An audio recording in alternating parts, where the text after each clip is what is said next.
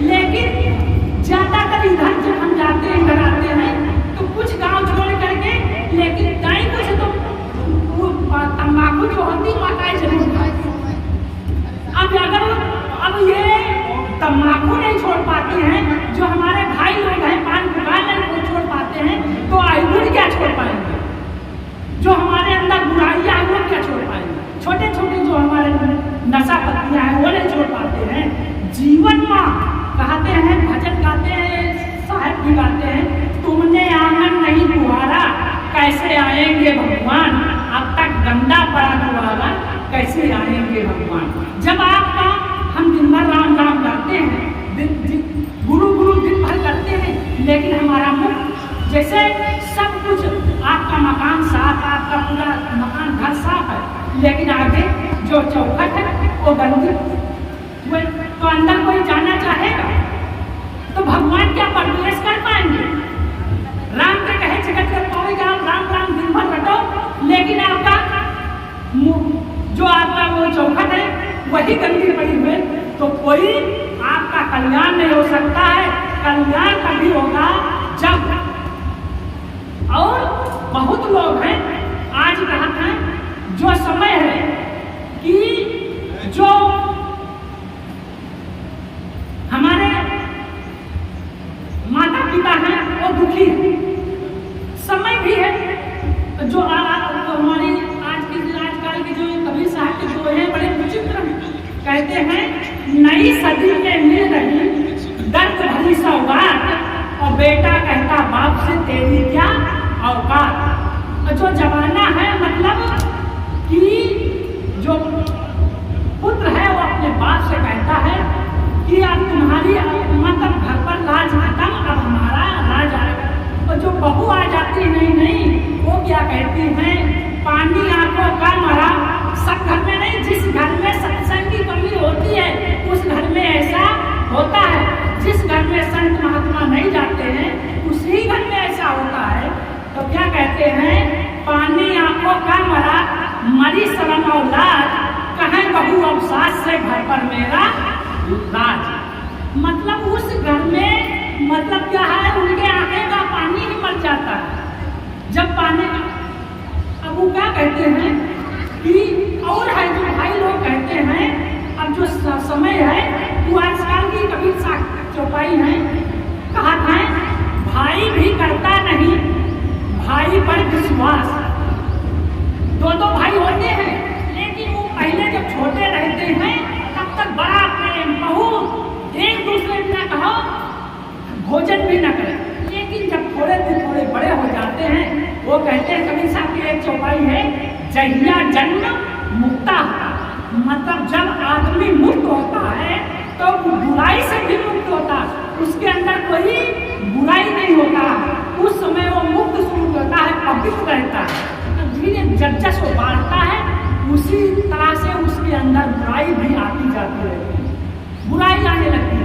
तब क्या होता है, भाई भी करता नहीं भाई पर विश्वास, और बड़ी पढ़ाई हो गई साली खासम खास। मतलब दुई भाई हैं, दुई भाई में आपस में नहीं निपटते हैं, वो थोड़ी 10 फुट 20 फुट का मकान है, लेकिन 20 फुट पर वो 10 फुट पर लगा देंगे कि चलो ना वो हमका देखे न हम उनका देखें। मतलब एक गांव के दुश्मन को देख सकते हैं लेकिन भाई को नहीं देख सकते। ये क्या है, सत्संग का। सत्संग के क्या अर्थ होता है, सत्संग का यही अर्थ होता है सद्बुद्धि, और सब सद्बुद्धि न बुझे तो भैया काहे सत्संग, चाहे 2 घंटा सत्संग सुनो, चाहे 3 घंटा सत्संग सुनो, जब आप भीतर सद्बुद्धि कहा है, सद्बुद्धि नहीं उपजी मन में तब कान फुकाए क्या होता है। अगर मन में सद्बुद्धि न उठे तो हम चलो गुरु से मंत्र ले ले, तो क्या गुरु मंत्र आपका डाल सकता है। सत्संग के यही अर्थ होता है सद्बुद्धि। रावण के पास क्या नहीं था, सब कुछ था, धन के कोई कमी थी, विद्वान में कोई कमी था, लेकिन उसके अंदर और क्या नहीं था, सद्बुद्धि नहीं थी।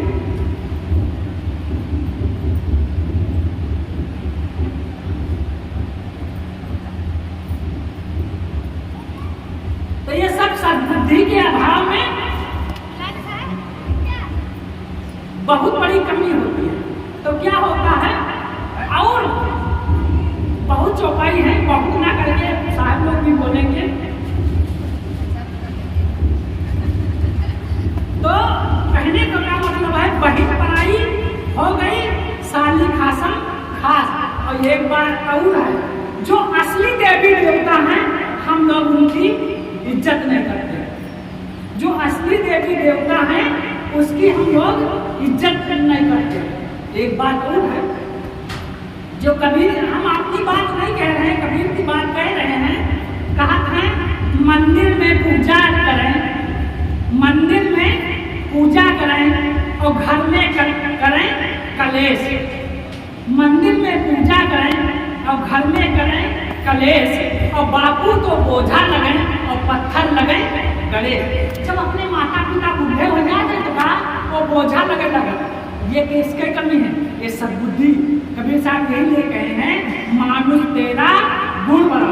अगर आपके अंदर गुण नहीं है तो कहा है, और अगर सद्बुद्धि नहीं है, और सद्बुद्धि किससे आती है, सत्संग से।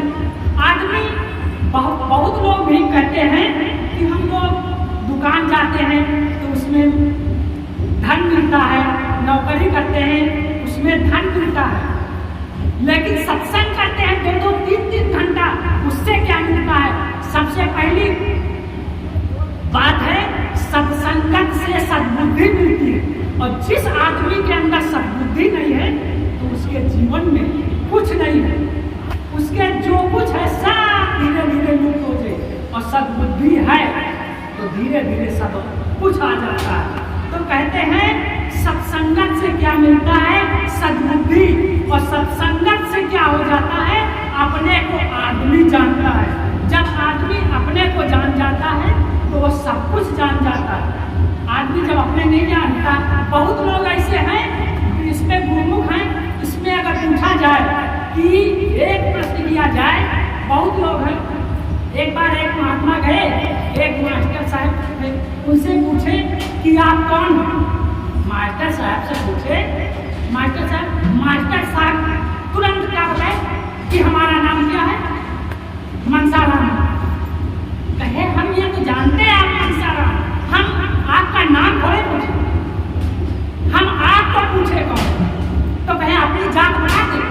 तो कहे हम आपकी जात थोड़े पूछते, हम आपको पूछते आप कौन हैं। तो कहे फिर क्या बता दे, अपना गांव बता दे।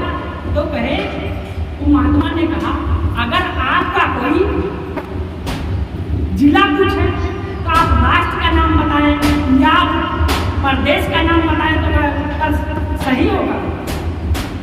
तो कहा फिर हम है कौन। अच्छा, अगर आपसे पूछो, आप कुछ पूछो, हम आपको, तो सत्संगत के अभाव में आदमी खुद को नहीं जानता। इसमें बहुत लोग बैठे हैं, लेकिन अगर सबसे पूछा जाए आप कौन हैं, तो शायद 2-4-10 को ही मालूम होगा, बाकी सब लोग शून्य होंगे कि हम कौन हैं। तो सत्संगत से सबसे पहले क्या मिलती है, सद्बुद्धि। उसके दूसरे नंबर पर क्या मिलता है, हम कौन हैं, हम कहाँ से आए हैं और हमें कहाँ जाना है। ये सत्संगत से मिलता है। और सत्संगत के अभाव में ये सब दूर रहते हैं। तो सबसे पहले क्या होता है, सत्संगत से सद्बुद्धि मिलती। रावण के पास सब कुछ था लेकिन सद्बुद्धि नहीं थी, कंस के पास सब कुछ था लेकिन सद्बुद्धि नहीं थी। तो फिर क्या हुआ, रावण का भी पूरा परिवार नाश हुआ और कंस का कुछ रहा। अगर उसके अंदर केवल सद्बुद्धि बढ़ जाती तो आज उसका भी नाम, धन था, वैभव था, बलवान था, सुंदर था, लेकिन वह ना उसका